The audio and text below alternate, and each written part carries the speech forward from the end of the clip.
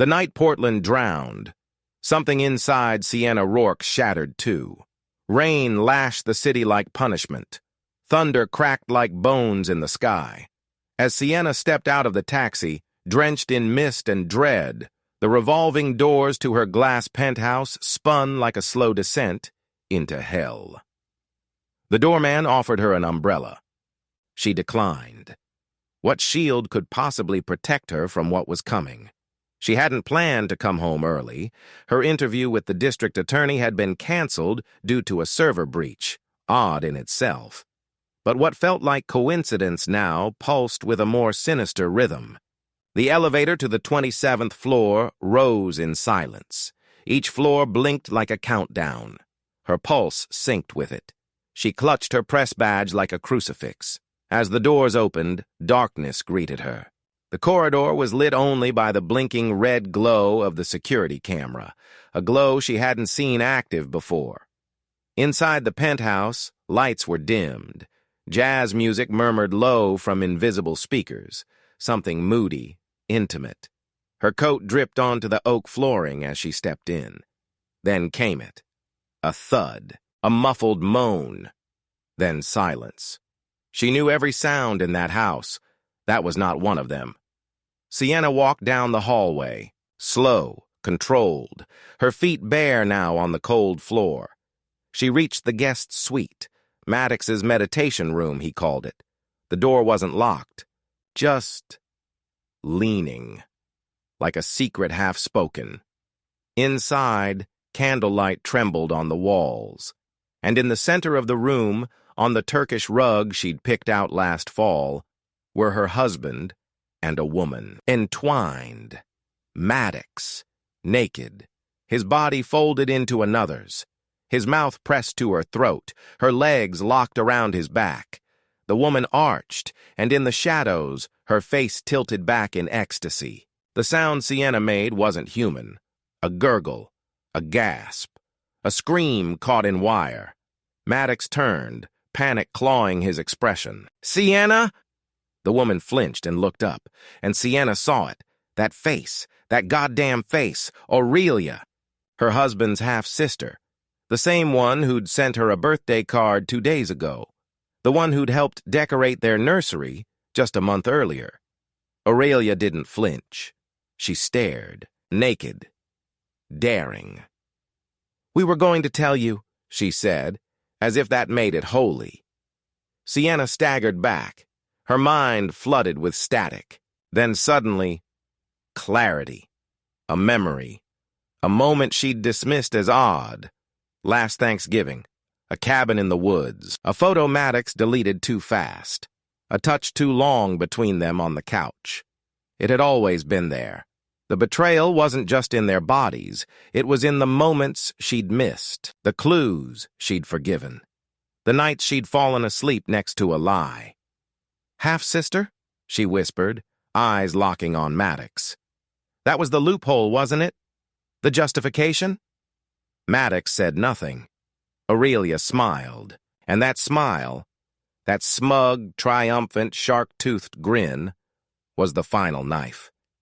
Sienna walked out, not running, not weeping, walking, like a queen stepping down from a burning throne. Outside, the sky cracked open. Lightning lit up the city like revelation. This was no longer her home. This was a crime scene. And what they didn't know yet was that Sienna Roarke wasn't just a journalist. She was a hunter. This betrayal, it was just her opening paragraph. Welcome to Karma Strikes, where betrayal meets justice. In this episode, you'll watch one woman peel back every hidden truth until the guilty bleed truth in public view. If you think this was shocking, you haven't seen what she uncovers next. Like, share, and subscribe to Karma Strikes, because secrets rot in silence, but karma always finds its voice.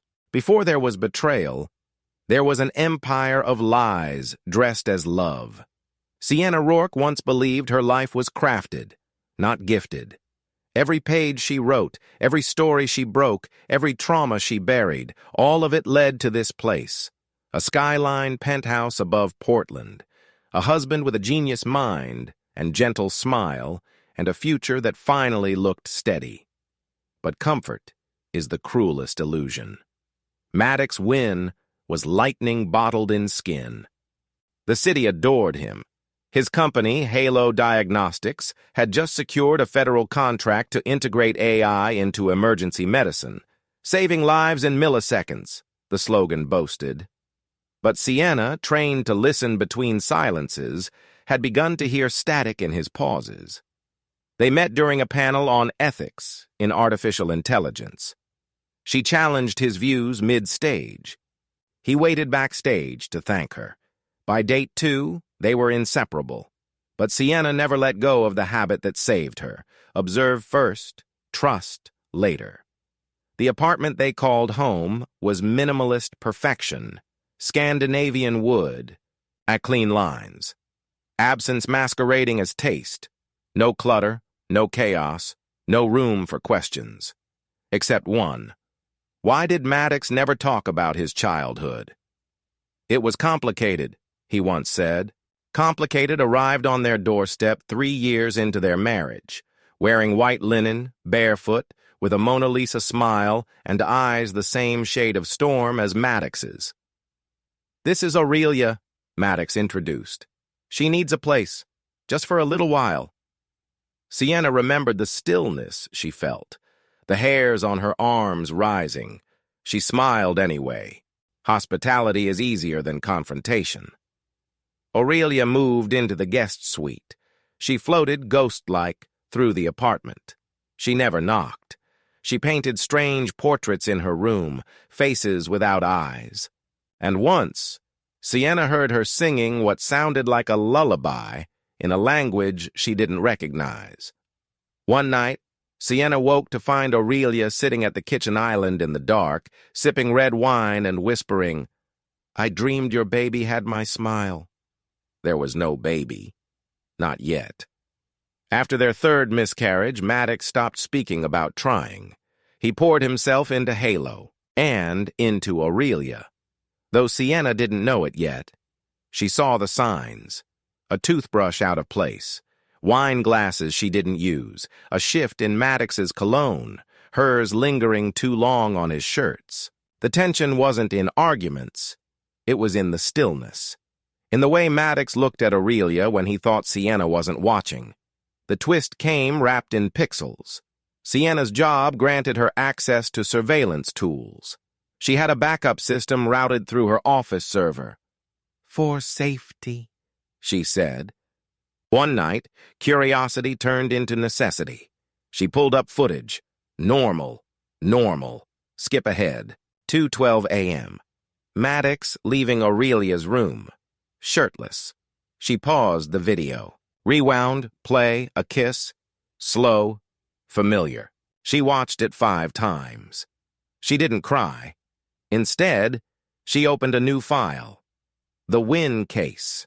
And she began to document everything. Dinner receipts that didn't add up. Appointments that overlapped. Aurelia's fake therapy license, registered in a state where she'd never lived. Then, the message, delivered via dead drop, a printed photo of Maddox and Aurelia kissing, time-stamped the week Sienna had her last D&C procedure. There was no sender, only a note, scrawled in red ink. She's not who he thinks she is. Neither is he. That night, the storm hit Portland, and Sienna came home early. The morning after the storm, Sienna Roarke didn't wake up. She rose, like a blade being drawn. Her heart no longer shattered, it calcified. The betrayal hadn't destroyed her. It had forged her. Still barefoot from the night before, she stood in front of her office window, the skyline of Portland smeared in fog like a memory half erased. She pressed a single contact. Nico Reyes. "Nico, I need a favor. Now." He didn't ask why. By noon, they were seated in a Chinatown dive bar, shadowed in quiet. She passed him the USB drive. "Home network backups, audio, video. Something's missing. Something they tried to erase." What followed was a digital autopsy of a marriage. Nico uncovered an unregistered alias Maddox used, Lucian North 73. Emails to Aurelia, some romantic, others chillingly clinical. Hotel bookings. A therapy bill from a clinic that didn't exist. A pattern that painted not just infidelity but orchestration. Then came the name Luna Gray. A transfer memo read, "Prenatal silence." Nico dug deeper. The profile photo was unmistakable. It was Aurelia, younger, dyed hair, but unmistakable. A ghost she had once been. A lie she had worn. The next domino fell hard. Sienna pulled up her own medical records, comparing signatures, lab results, dates. One name repeated where hers should have been. A. Wynn. Her stomach turned. The miscarriage. Had it been real or fabricated? Switched results. Stolen agency. A womb manipulated to ensure one woman stayed childless while another stayed close. Sienna didn't scream. She documented. She opened a new folder. The Wynn Legacy. And in it, she began to bury them with data. Blueprints from Halo Diagnostics, Nico helped her decrypt. Emails from Maddox to his legal team discussing family succession scenarios. Embedded journal files with audio logs. Maddox, late at night, confessing dreams, regrets, obsessions. And then, the blood truth. Aurelia wasn't just a half-sister. She was his biological twin, adopted separately. Reunited through college DNA testing. Their reunion romanticized, mythologized. One journal entry read, "I didn't fall in love with her. I remembered her. My missing mirror." The more she read, the more the illusion shattered. They weren't just in love. They believed they were chosen. Special. Carriers of something pure the world wouldn't understand. Delusion had a name. The psychological file was dated 14 years ago, diagnosed by Dr. Renata Wynn, their mother. She called it folie à deux. Two minds, one madness. Sienna felt the walls narrow, the room shrink, the air pulse. It wasn't just betrayal. It was indoctrination, legacy, a bloodline protecting its own design. Her laptop pinged. One final file. An internal Halo video log. Maddox to camera. "If she ever finds out, we activate contingency. Remove the threat." Her breath stopped, and then came the message. No name, no number. You don't know the whole truth. Yet. They're watching you now. She turned to the window. Across the street, a light blinked out. In the reflection, a red dot hovered. Laser. She dropped. Glass shattered. A bullet tore through the back of her chair. She crawled, breath sharp, fury sharper. Her fingers reached for the hard drive. Her phone, her purpose. She wasn't prey. She was the storm coming. Sienna didn't sleep. Sleep was for the unafraid. Instead, she moved through the night like a shadow reborn. No longer hiding, but hunting. She packed light. 2 burner phones, 3 encrypted USBs, a Glock 43 she hadn't touched since her mother's funeral, and a locket with no photo inside. Her apartment was no longer safe. She left through the fire escape at 4:03 a.m., blending into the fog that rolled off the Willamette River. Her destination was Nico's underground unit, tucked behind a tattoo shop in southeast Portland. Password entry. No windows. No questions. Inside, maps were pinned, code scrolled on screens, and the air smelled like solder and vengeance. Nico was already awake. "You sure you want to do this?" he asked. She didn't answer. She opened her laptop, the same one Maddox tried to erase her from. "I want their network. Every client. Every device. Every camera that's ever blinked inside Halo." And Nico, bless his burnt-out brilliance, said, "Let's start with the ghost drives." Over the next 36 hours, they pieced together the real halo, a biotech front laced with eugenics rhetoric. Hidden in white papers were phrases like selective legacy continuation, optimized inheritance, and worst of all, empathic pair bond reinforcement, the clinical term Maddox and Aurelia used to justify their relationship. Sienna's stomach turned as she found records of volunteers who'd disappeared. Journalists flagged, auditors transferred, then terminated. She discovered a sub-project titled ARC. Nico cracked the entry key. Inside were psychological profiles of children born from experimental IVF trials. Donors matched not just on genetics, but on ideological resonance. Maddox and Aurelia weren't just lovers. They were templates, the beginning of a line. That night, Sienna found herself in a motel on the edge of town. She checked in under the name Elise Torres, a dead girl she'd written about once. In the shower, she let the water run until the steam felt like erasure, but nothing could wash the truth from her skin. A knock at the door broke her trance. She raised the Glock. It was Nico. He handed her a file. "You need to see this. It's not just Maddox." Inside were surveillance images. Aurelia, at a clinic in Eugene, not 2 years ago, last week. And not alone, with a child.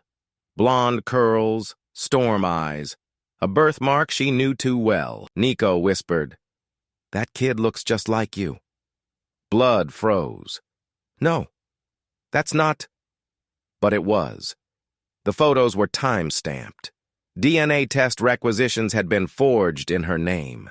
Aurelia had carried a child and used Sienna's genetic profile to mask the lineage. "What if?" Nico began. "No." But the seed was planted. What if the child wasn't just hers by DNA? What if they had harvested from her? Sienna buckled, but didn't break. The next morning, she drove to the outskirts of the city, to the only person left alive who had known Maddox and Aurelia from the beginning. Dr. Renata Wynne. Her house was a crumbling Victorian, cloaked in ivy and silence. Inside, the air reeked of old medicine and older secrets. Renata greeted her without surprise. "So, you've come for the rest of the truth?" And for the next 4 hours, Sienna listened. To a mother who bred brilliance and madness. To the story of twins she kept apart to avoid their curse. To the night she realized her children had found each other again and welcomed it. They were never meant to be apart. They complete the idea I failed to manifest. "You let them do this?" Sienna choked. "I guided it," Renata smiled. "It's the future. You were a variable, an ideal carrier, strong, smart, infertile." Sienna stepped back. Renata sighed. "You were always the perfect vessel." The slap echoed, and with it, Sienna knew. She wasn't just wronged. She had been used from the beginning. She stormed out, lungs on fire. Outside, rain fell again. But this time, it didn't feel like punishment. It felt like prophecy. She drove back to Portland with one thought pulsing: burn them all. At Nico's, they prepared the leak. Every document, every file, every name. It would go public in 48 hours, unless they stopped her first. She stood before the camera, her hair damp, her voice low. "To anyone watching this, if I disappear, it wasn't suicide. If I'm silenced, let this be my scream. My name is Sienna Roarke, and I know the truth." She took one final breath, eyes fixed on the camera. "This time they won't silence me. Not with fear, not with legacy, not with lies. This time I strike first." And that is where karma begins to turn. The Oregon State Civic Auditorium was a monument of stone and silence by the time the world turned its gaze upon it. Reporters lined the hall like vultures around a battlefield. At 11:47 a.m., the tension wasn't merely palpable, it was alive. Inside the backstage chamber, beneath sterile halogen lights, Sienna Roarke stared into the mirror. No mascara, no script.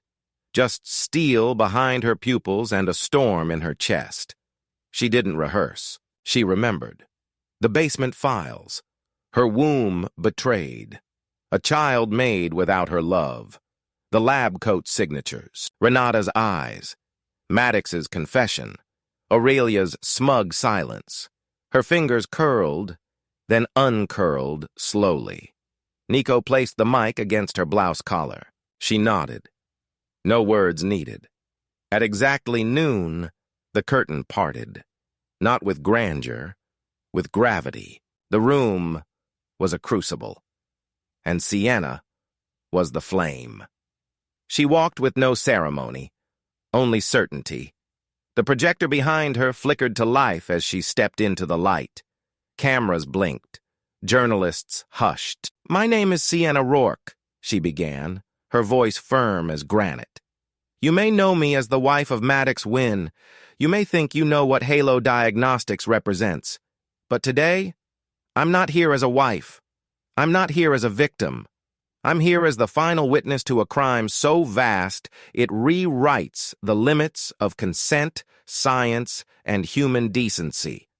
Slide 1 appeared. The Halo Genesis program, layered with gene-editing timelines and cross-institution funding logs. Slide 2. Internal memos marked classified contingency, detailing psychological manipulations, embryo design, donor deceptions. Slide 3. A paused clip of Aurelia holding the child, her child. Slide 4. Side-by-side overlays of Sienna's DNA and the child's, lit like a forensic lantern. "They didn't just betray me," she said, voice trembling with iron. "They harvested me, as if I were land, as if I were livestock." The crowd stirred. Whispers surged like electricity. And then the room fell into a silence that screamed as Slide 5 appeared. "Confession Alpha 77.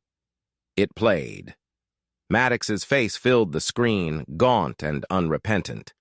"If you're watching this," he said, "then our future is compromised. But the mission was never about romance. It was about continuity. Aurelia and I were chosen. Perfect genetic pairs. Sienna was essential. Her resilience, her genome. The child is only the beginning." The room convulsed. Some shouted. Others stood paralyzed. But Sienna pressed forward. And yet Maddox was just the knife. There was always a hand behind him. Slide 6 ignited. Dr. Renata Wynne, recorded from Sienna's hidden mic. "I engineered this," Renata's voice crackled. "You were the perfect host. They were meant to continue the legacy. Maddox and Aurelia are not an accident. They are the prototype." The screen darkened. And then, the kill shot. Sienna whispered, "They tried to move the child this morning. We intercepted." Slide 7 flashed. A live feed from rural Oregon. A child, blonde curls and stormy eyes, led out by federal agents. Behind the camera, someone handed Nico a sealed envelope. He passed it to Sienna. She opened it live.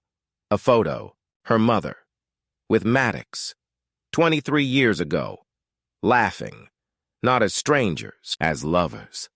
The room broke. Reporters yelled. Someone fainted. The screen shook from the tremor of revelation. Sienna didn't blink. To those watching, you were told to trust them. You were told this was science. But what they built was never evolution. It was monarchy in a lab coat, legacy masked as destiny. I was used. And now, I refuse to stay silent. She stepped down from the podium as the crowd burst into chaos. Her lawyer shielded her.